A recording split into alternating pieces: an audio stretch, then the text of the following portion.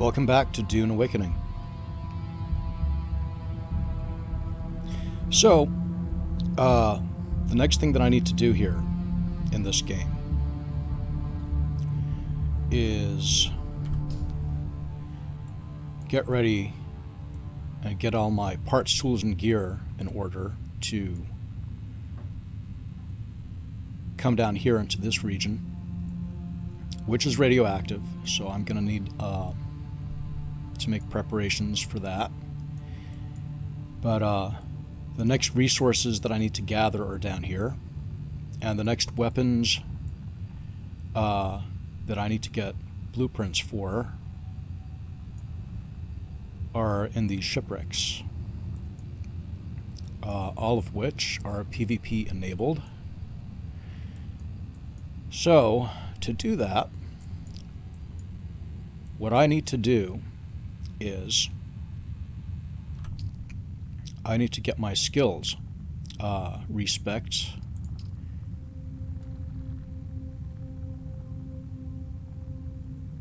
which I can do in 1 hour and 15 minutes. Okay, so there's 1 hour and 15 minutes to kill.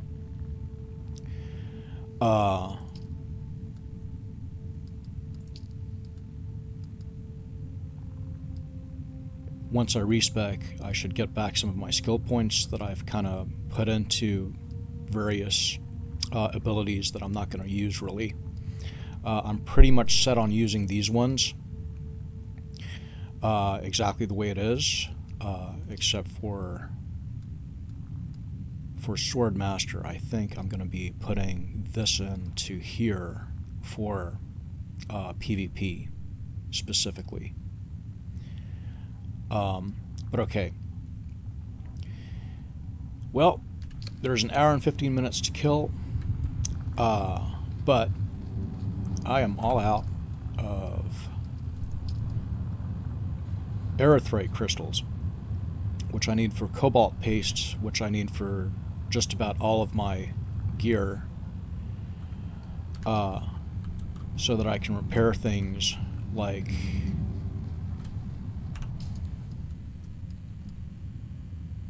Holtzman shields, suspensor belts, and power packs. And I'm kind of, falling back on earlier, lower tier gear here because I'm not able to fix some of this stuff because I'm out of the cobalt paste. So this is a perfect opportunity for us to jump in the buggy and head down to Haga Rift, which is where those erythrite crystals can be found in these mines. Well, before we drive out of here, let's do a quick check of 96. 100, okay. I found these in testing stations. That's fine. All set on all this stuff. Now. Sector weather alert. A large sandstorm is approaching. Let's see.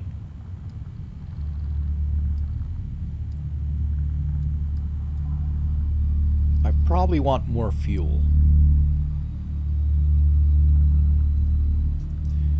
Yeah. Let's get some of that going.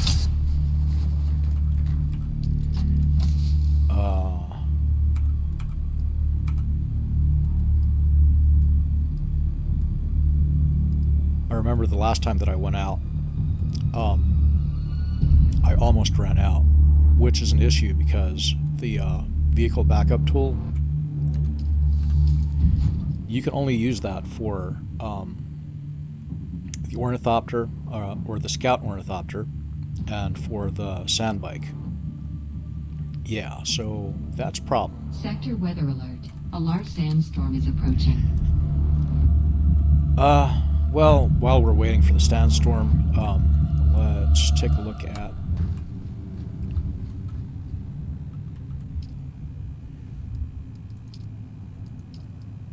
Yeah, I also need aluminum in order to craft this, because I kind of want to take this along too. Why not?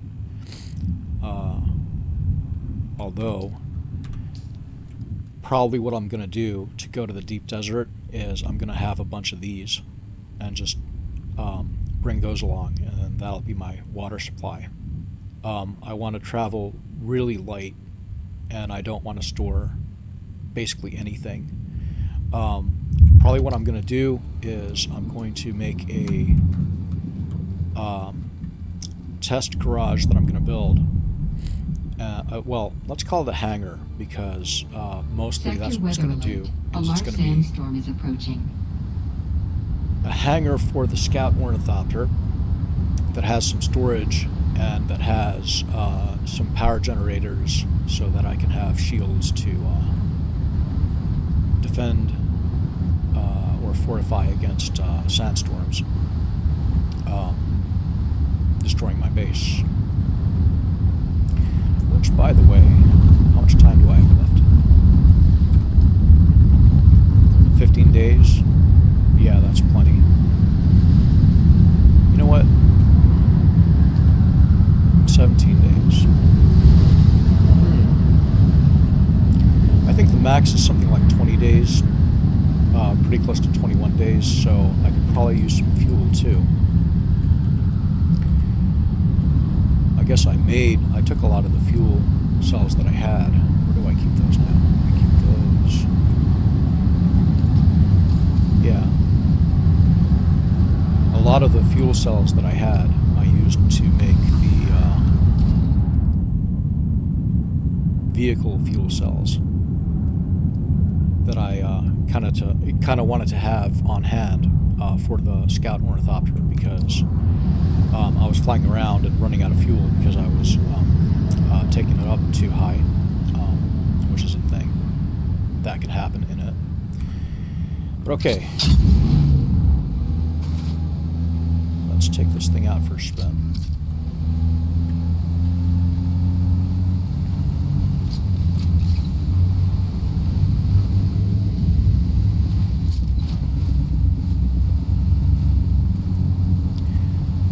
By the way, thank you to my 2 subscribers. It means a lot. You won't be disappointed. I'm gonna keep rolling with this content. Also, a quick message to the devs of this game. The anti-cheat software, BattleEye, yeah, that needs to work with machines capable of doing 120 FPS. My system specs are, I have a 5800X, so that's an 8-core AM4 Ryzen CPU. 8-core, a 16-thread. It's not the X3D. It is the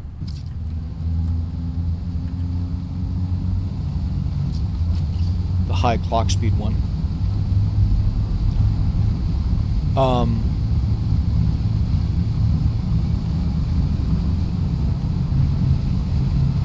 I have a RTX 3070. And I have 64 gig of RAM, and I'm undervolted and overclocked on both of those things.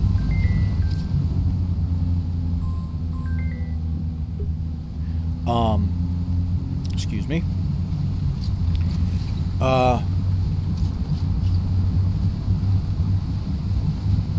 Yeah, so my PC is high end and it's tuned, and it doesn't have issues.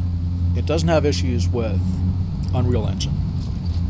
Apparently what happens is that whenever I access containers, especially when I've just built them, hard crash immediately. And so I think BattleEye is having a hard time, and I think it may have something to do with global variables not being empty, and or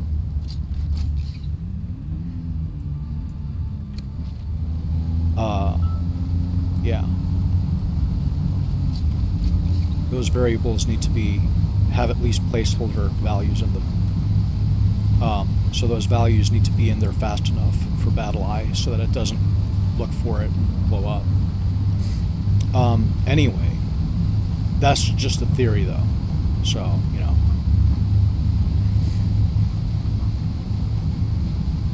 In any case, yeah, this is a cool spot right down here. I love coming here.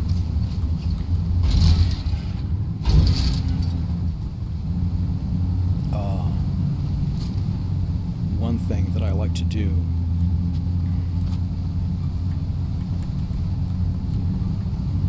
real quick is establish... Is this sheltered right in here?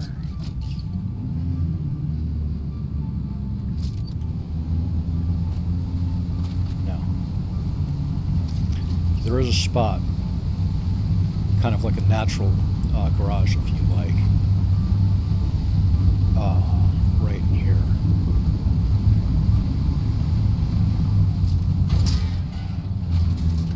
Didn't even see that.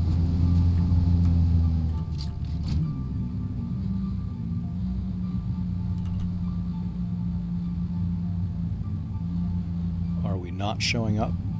What's up?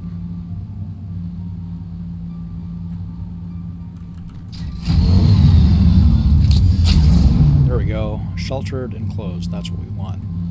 So, let's mark that in case we need to run back to here, because there's no way to put this vehicle in my pocket like I can with a sand bike and with a scout ornithopter. Now, having done that, going on these mining trips is an opportunity for me to talk about my history with hardcore PC gaming, which is what they called it back in the day. I have 30 years plus of pretty much exclusively PC gaming with keyboard and mouse. And so when I find a game that I can play, that I can actually tolerate playing for 1,000 hours, it's an event. And kind of the holy grail is for me to find a game that I can play just perpetually. So far, of the 7 games over my 30 plus years of playing that I've played, there is one game where I can just keep playing it and keep buying whichever new game comes out. And that is Battlefield. I have high hopes that either Dune Awakening or a game like it is going to be another game that I can play.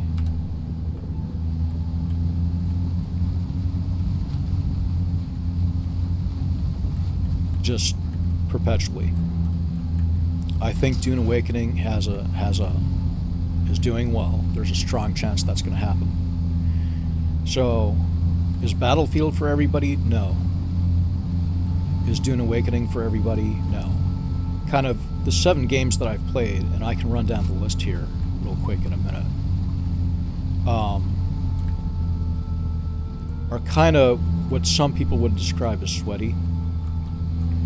To me, they're only sweaty when all of the best players happen to be playing all at the same time.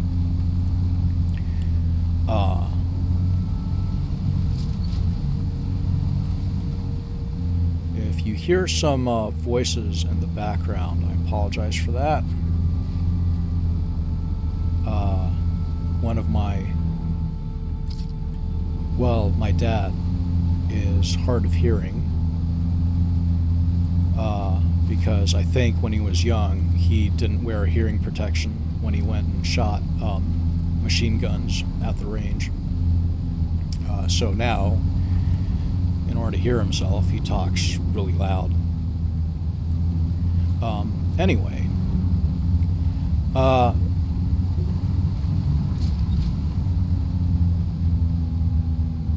let's see.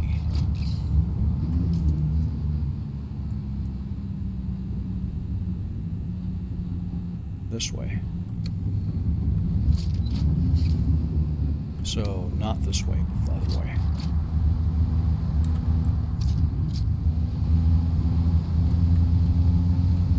Huh. Well, it doesn't matter. One of these will have it. I just gotta find one.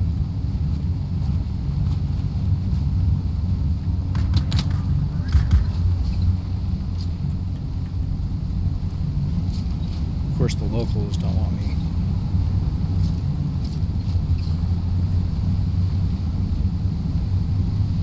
Stealing their resources.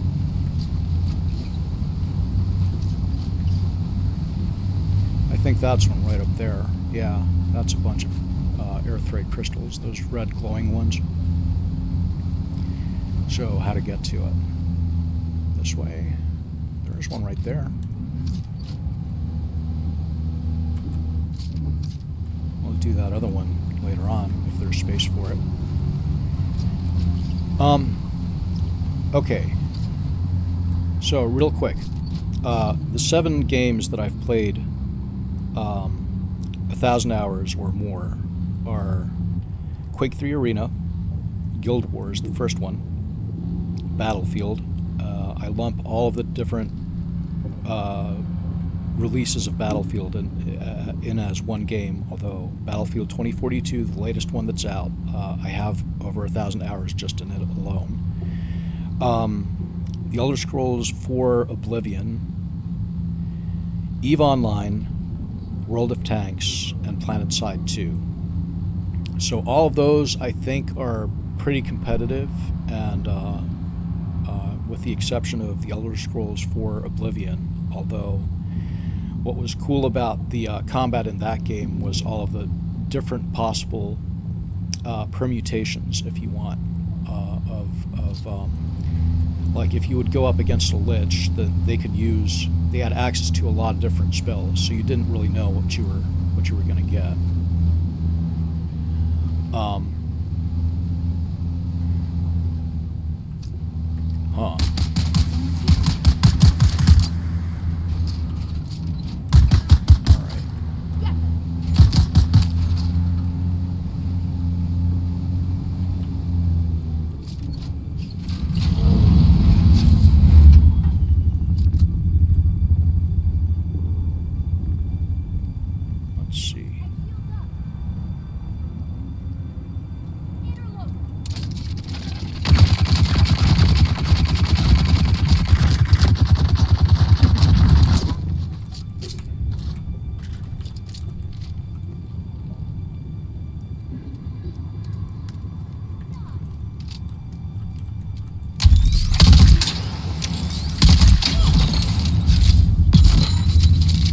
These are lower level NPCs, so they should be, or mobs, they should be pretty easy to dispatch.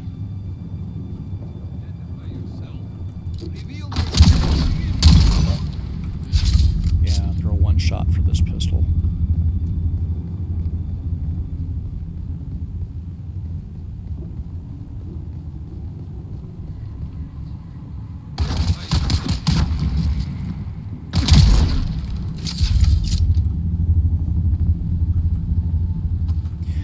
Notice kind of a delay.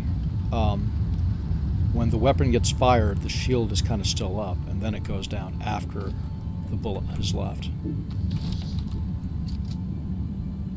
Watch the shield. See that?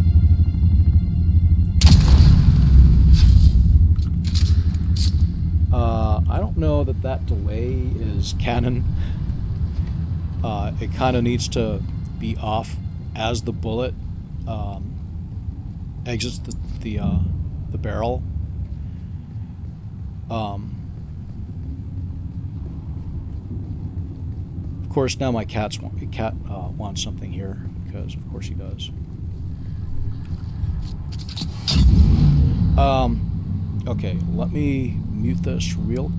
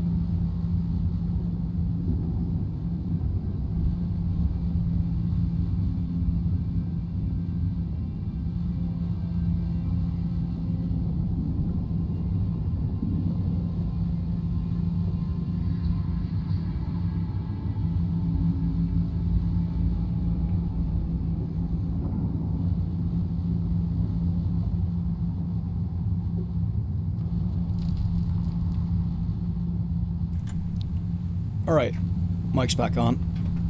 Sorry about that. Let's get mining.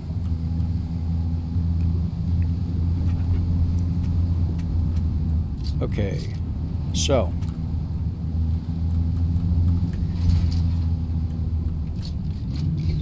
yeah, I was talking about the 7 different games that I've played. Well, okay, let's add to that flight simulators and sim racing games.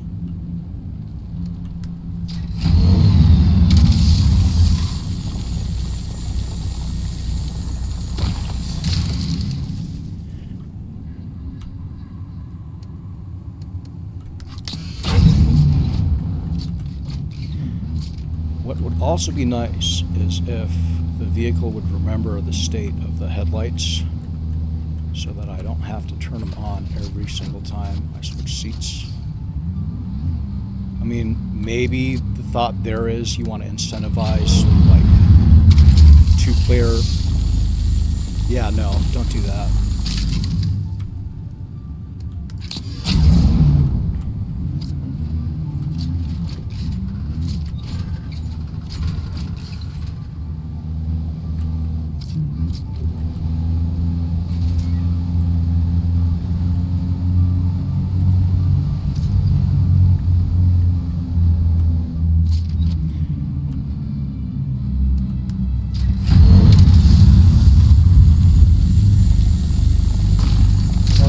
Efficiency, don't worry about it. If I were to get out and use my cut array, the yield would be much lower.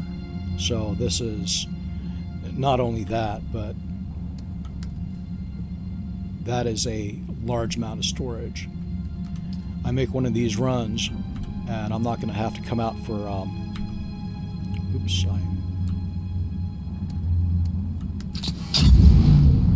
turret. I'm not going to have to make one of these runs again for a while, assuming I go back with a full cargo load, which I plan on doing.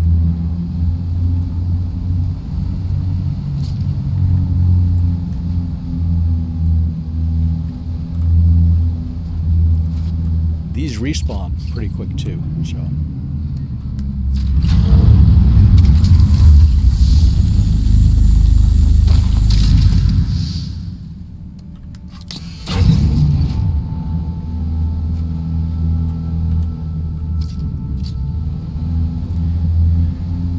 Things that I guess I can bring up now is I've recently come across some news where Facebook or Meta has released a version of their VR headset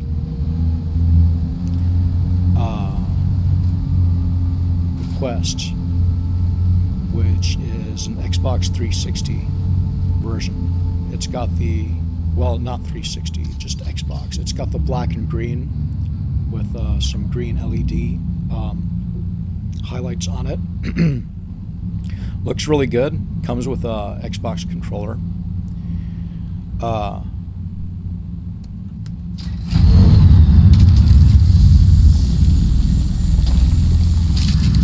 Yeah, so I think that the collab between Meta, Facebook, Nvidia, and well, Unreal Engine, that is likely to happen. Now, the reason that I bring that up is because also recently in the news has been how a certain activist group has gone after Steam in order to have Steam get payment processors to force Steam to remove some of the games that had quote-unquote inappropriate sexual content on it. So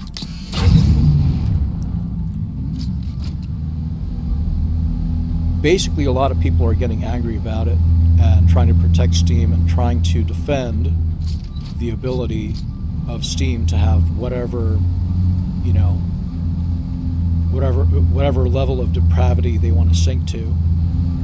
And I'm not going to take sides. I'm kind of neutral as far as that goes. One of the arguments being made is well, you chose to go after Steam and not after OnlyFans or Pornhub. Although Pornhub, I think, in the past has been a target also. Where's my reinforcements? Attack! You know what else would be nice is if I could keep the lights on these guys when I get out.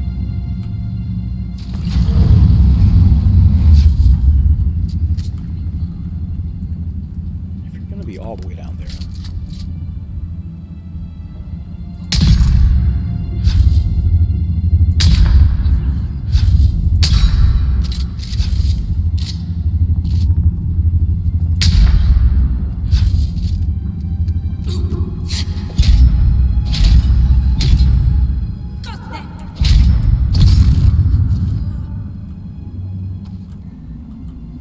These guys, no match.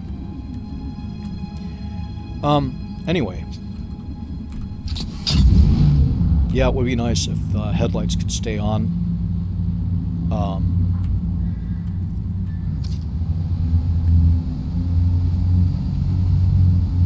Anyway, so.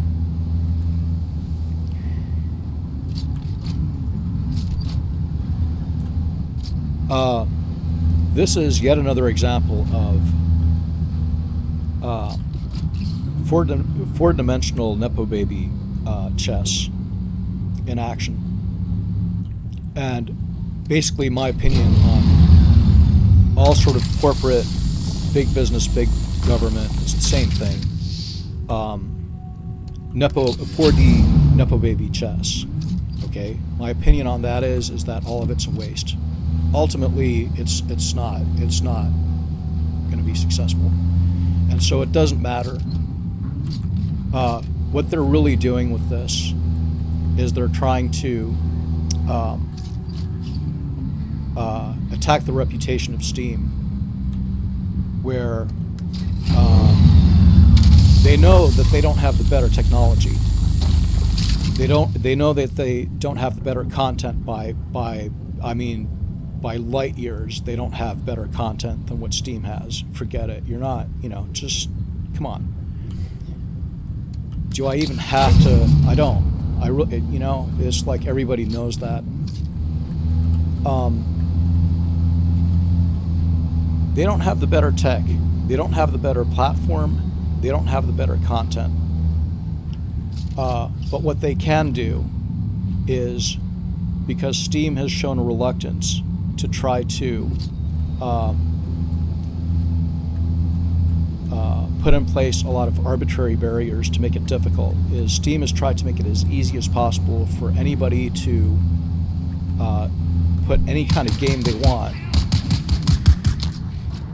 on the platform, which is why, okay, they got to the place that they're in, is because they did that.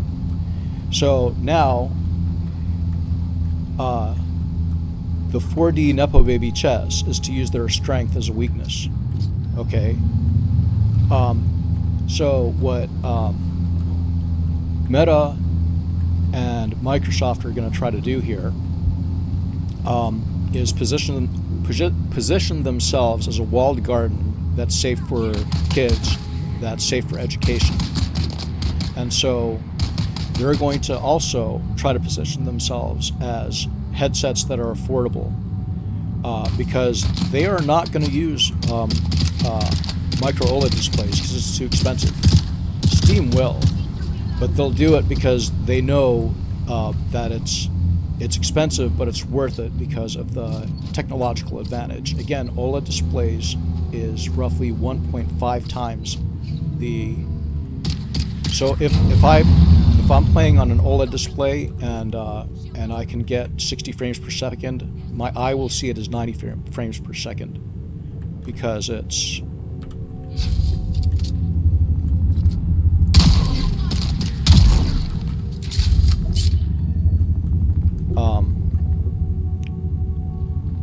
That's the advantage you get from that type of display.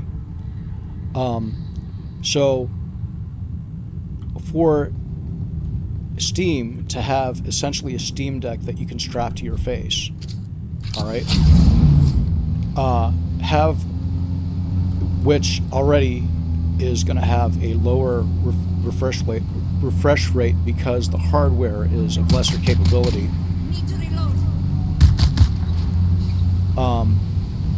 It's a huge advantage. So, well, if I haven't been here yet, then this should have more.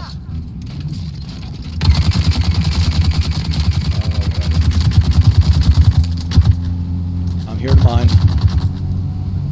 Not explore, not just now. You know what I should do?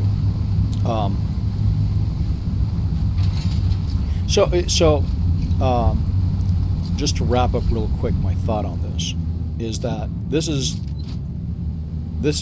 just that, is they're just trying to get a bigger, they're trying to line up bigger market share. They just want a bigger piece, pie on the pie chart.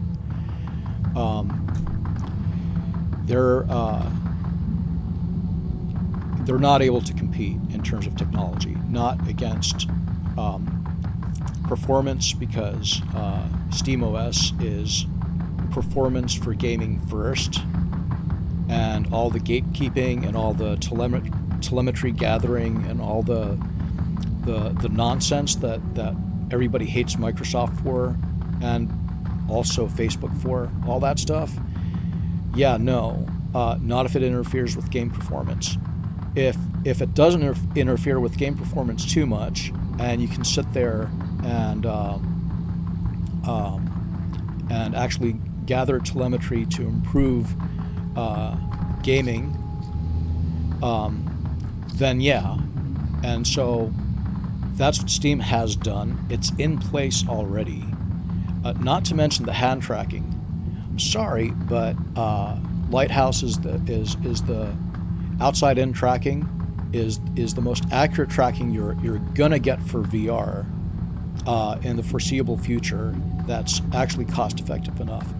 So there's no competition in terms of technology. Are consumers, are buyers that make spending decisions, are they gonna nerd out on all this stuff? Of course not. They're gonna buy based off of feelings. So we create the feeling in them that for their kids, Meta, Microsoft, and so on is the safe place to be.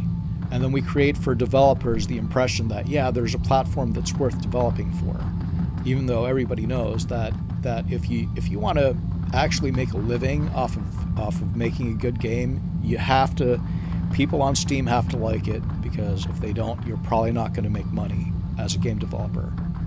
Not for PC. And the consoles, with the exception of PlayStation, are not. Yeah. So you can even see this if you look at Microsoft's purchases of game studios, as they've been trying to create this thing, and then as well as Facebook's heavy investment in trying to have dedicated sort of in-house or committed developers that are developing just for their platform. This is for VR. So VR is yeah, it's a thing. It's coming very soon. I should probably end it here because this video has gone on long enough. So what I'll do is I'll pause here and then I'll start back up, because I need to get more crystals too. On that note, I'll see you in a bit.